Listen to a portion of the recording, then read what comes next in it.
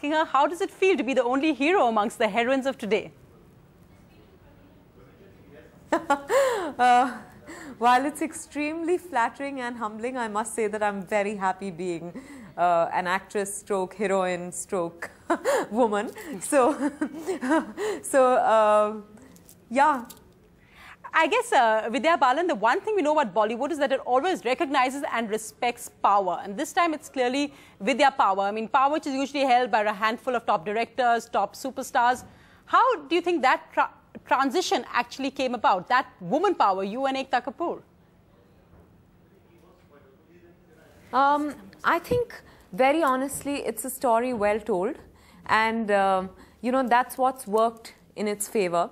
Of course, it was wonderfully marketed. It was marketed in a way that got everyone's attention.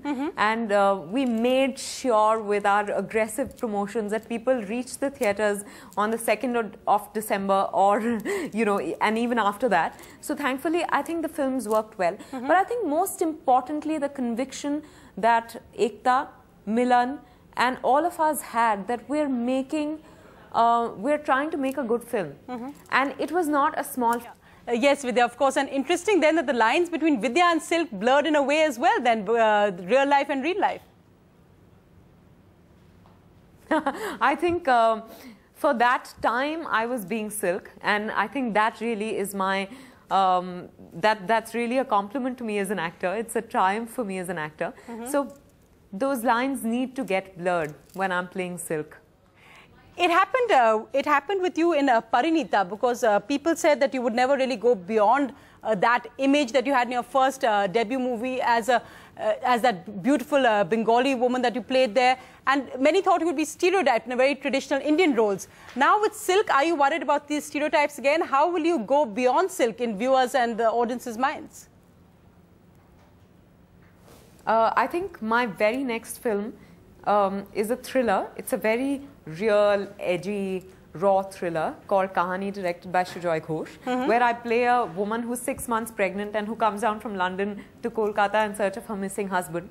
So it doesn't get any more different than this.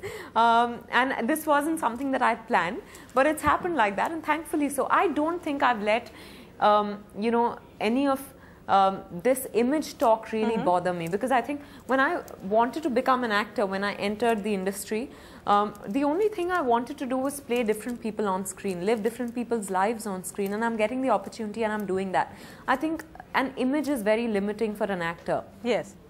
You know, and about, if at all there's an image, it has to be off screen. On screen, you cannot have an image.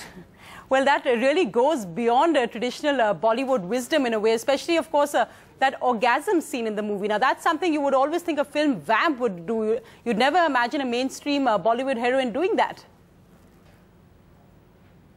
No, I think that was, you know, actually such a revelation for me that I could do it comfortably in front of the camera.